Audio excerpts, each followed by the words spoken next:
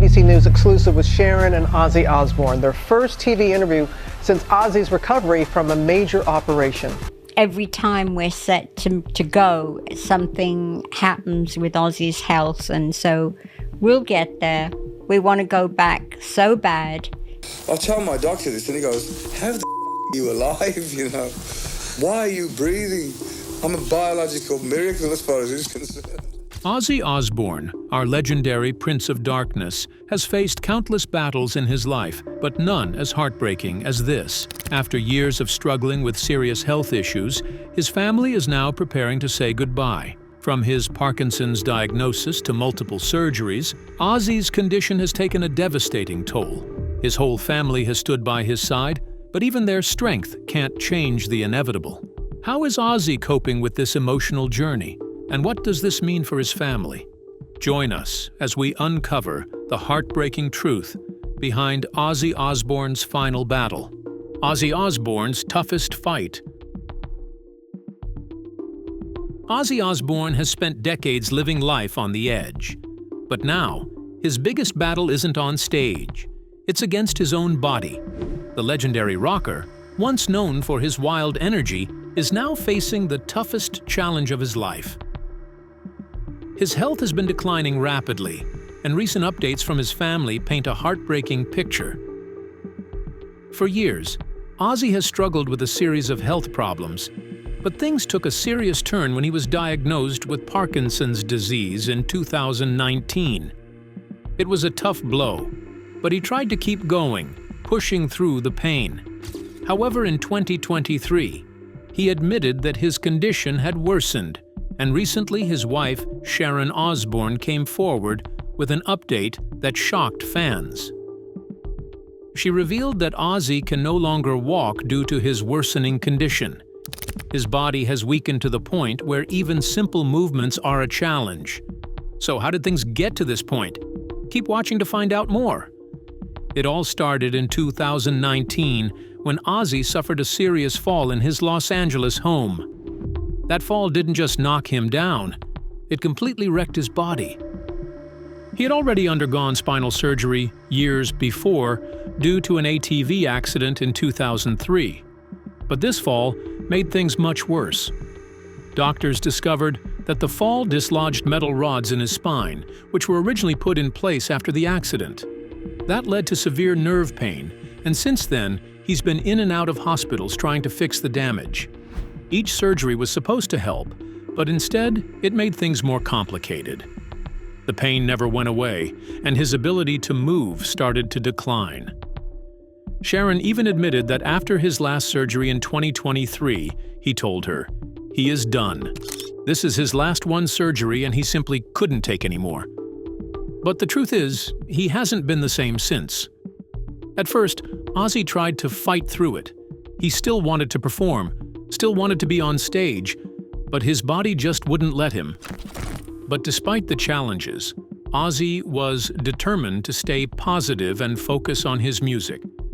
In 2020, he released his first solo album in 10 years, called Ordinary Man. The album was a huge success, and Ozzy was thrilled to be back doing what he loves. But as his health issues got bad, he was forced to make some tough decisions for himself. In 2022, he announced that he would be retiring from touring due to his Parkinson's diagnosis. This was a difficult decision for Ozzy as he loves performing live and connecting with his fans. It broke his heart to step away from performing, but he knew it was time. Even when he made public appearances, fans could see that he wasn't the same. He walked slowly, carefully, using a cane, and it was clear that he was in pain with every step. Then came the shocking news in early 2025. Sharon Osbourne finally spoke out, saying that Ozzy can no longer walk at all. His mobility has completely deteriorated, and he now relies on a wheelchair most of the time. His condition has progressed to the point where he needs constant care, and his family has had to adjust to a completely new way of life. But it's not just the physical pain, it's also the emotional toll. Ozzy has always been the wild, untamed rock star who lived life on his own terms. He was never the type to sit still, and now he has no choice. It's been incredibly difficult for him to accept that his body just won't let him be who he once was. But despite all this, his family has remained by his side. Sharon has taken on the role of his biggest supporter, constantly looking for ways to make life easier for him.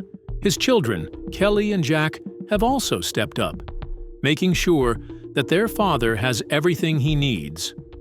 And while Ozzy himself has tried to stay strong, it's clear that this fight is wearing him down. His health isn't just affecting his movement, it's also affecting his mental state.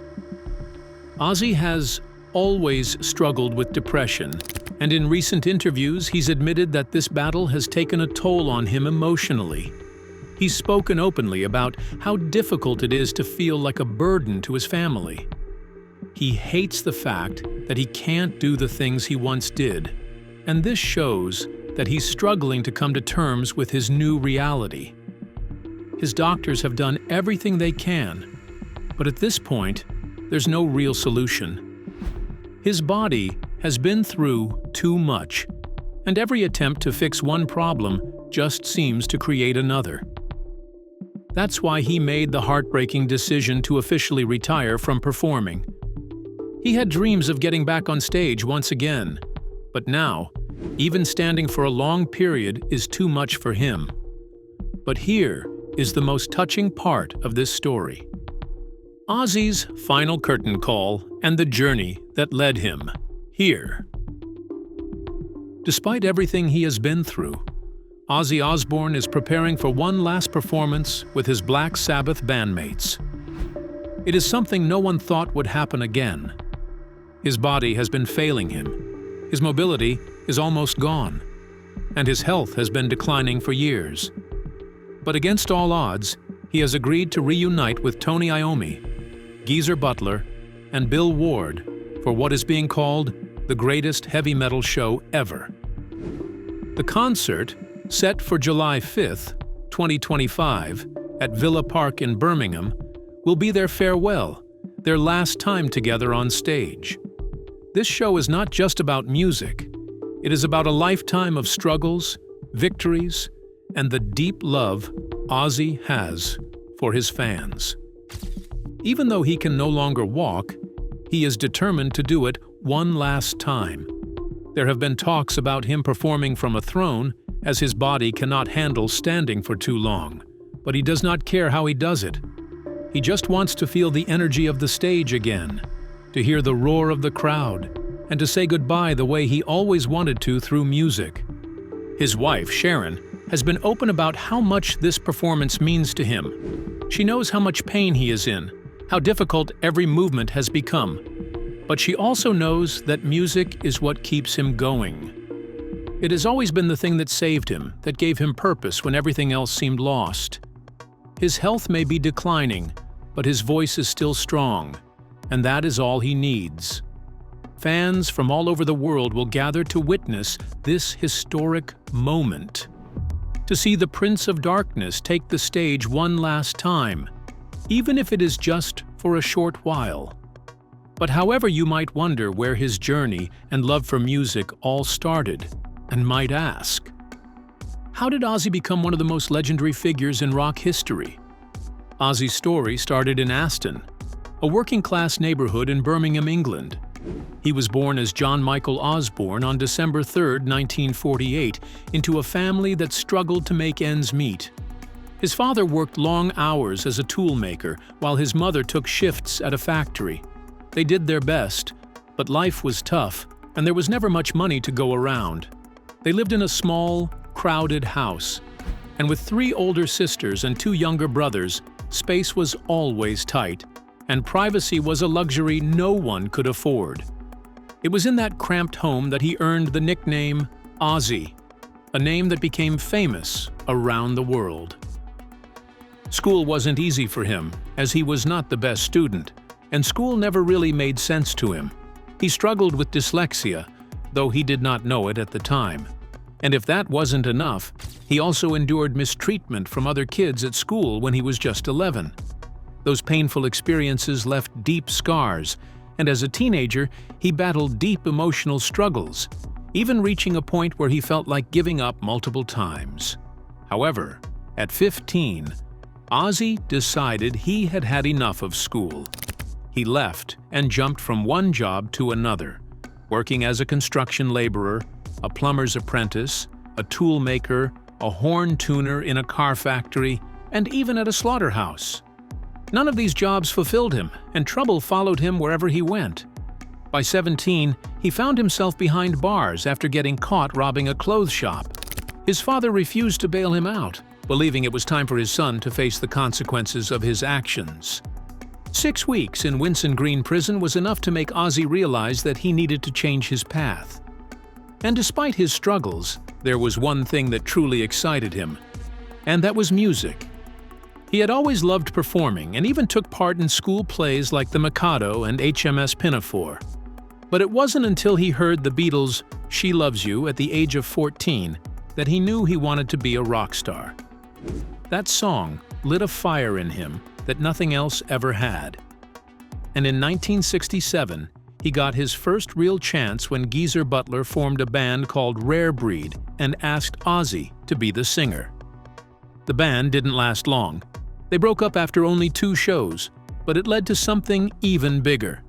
Ozzy and Geezer reconnected, joining forces with guitarist Tony Iommi and drummer Bill Ward, and together they formed Polka Tulk Blues. After a few changes, they settled on a new name, Black Sabbath.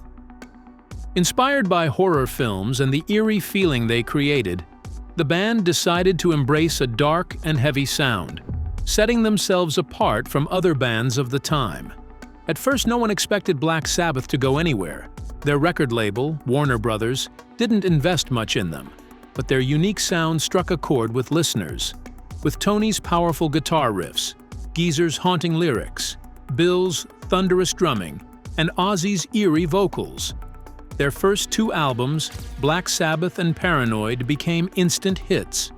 Radio stations picked them up, and despite not being particularly popular with women at the time, their fan base grew quickly. It was during this period that Ozzy met Sharon Arden, the woman who later became his wife. When they met, she was just Don Arden's receptionist, and although Ozzy was immediately drawn to her, he never imagined she would play such a huge role in his life. The band's success continued with Master of Reality, which climbed the charts despite critics calling it simplistic and repetitive. But over time, it became recognized as one of the greatest albums ever made. They followed it up with Black Sabbath Volume 4, Sabbath Bloody Sabbath, and Sabotage, all of which became massive hits. After this, critics were starting to take them seriously, and their music was finally getting the respect it deserved. But behind the scenes, things weren't as smooth. Drugs and alcohol became a big part of their lives, and tensions within the band started to rise. However, as the years passed, things got worse. By the time they recorded Never Say Die, their bad habits were out of control. Ozzy later admitted that they were so out of it during recording sessions that they could barely play their instruments. The situation only deteriorated when they went on tour. Playing alongside Van Halen, Black Sabbath looked tired and uninspired, while their younger counterparts brought an energy that made them look like rock gods in comparison.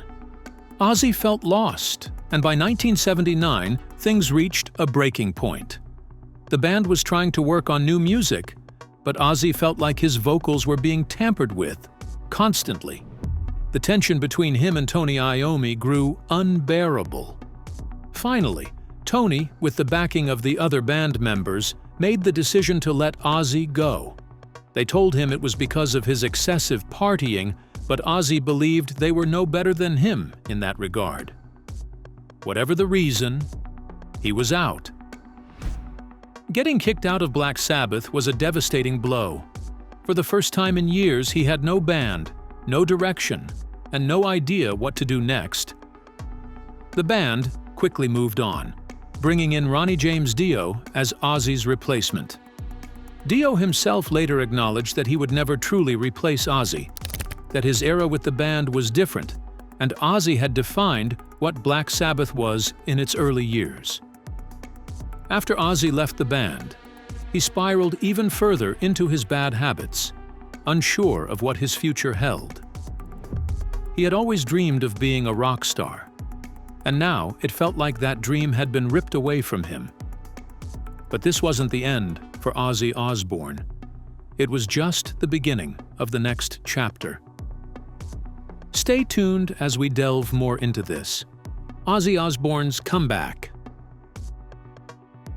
When it seemed like all hope was lost for Ozzy, someone stepped in and changed the course of his life forever, and that was Sharon Arden. Sharon saw something in Ozzy that he could no longer see in himself. She saw potential, talent, and the ability to rise from the ashes of his past. More than anything, she believed he was meant for something bigger than just being the former frontman of Black Sabbath. And with her encouragement and guidance, Ozzy found the strength to pull himself together. He didn't just want to prove his former bandmates wrong, he wanted to prove to himself that he was far from finished. In 1980, Ozzy released his first solo album, Blizzard of Oz, and it was an instant success. Songs like Crazy Train and Mr. Crowley became legendary. This showed his ability to be in the spotlight on his own. He was no longer the voice of Black Sabbath, but now Ozzy Osbourne, a rock star in his own right. His stage presence, energy, and raw charisma set him apart, making it clear that he wasn't going anywhere and was fully back on stage.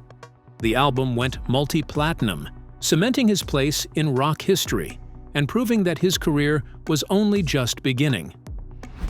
Over the next few decades, Ozzy continued to release hit albums and push the boundaries of rock music. He embraced the chaos and controversy that followed him, becoming a figure of pure rebellion in the industry. Whether it was biting the head off a bat on stage, getting banned from cities for outrageous behavior, or starring in his own reality TV show, Ozzy remained unpredictable.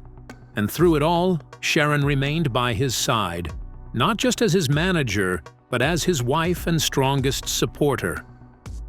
But years of hard living took their toll on him as decades of partying, injuries, and a relentless schedule began to wear him down. By the time he reached his 70s, the battle was no longer just against critics or expectations. It was against his own body. Diagnosed with Parkinson's disease, Ozzy faced one of the toughest challenges of his life. He underwent multiple surgeries, suffered from chronic pain, and struggled with the reality that his body could no longer keep up with his spirit. Yet, even in the face of declining health, his love for music remained unchanged. Now, as he prepares for what may be his final performance, Ozzy is returning to where it all started, Birmingham. It won't be the same as it was in his youth. He's older, slower, and fighting his hardest battle. But for one night, he will stand on stage as the Prince of Darkness alongside his bandmates, giving fans one last unforgettable show. His journey has been filled with ups and downs, but through it all, one thing has remained true. Ozzy Osbourne is a legend, and his music will live on forever. So, what's your favorite Ozzy moment? And do you think his final performance will be remembered as one of the most iconic farewells in rock music history? Drop it in the comments section below. If you enjoyed watching this video, make sure to like, share, and subscribe to our channel for more. Also, click the next video shown on your screen. You will enjoy it.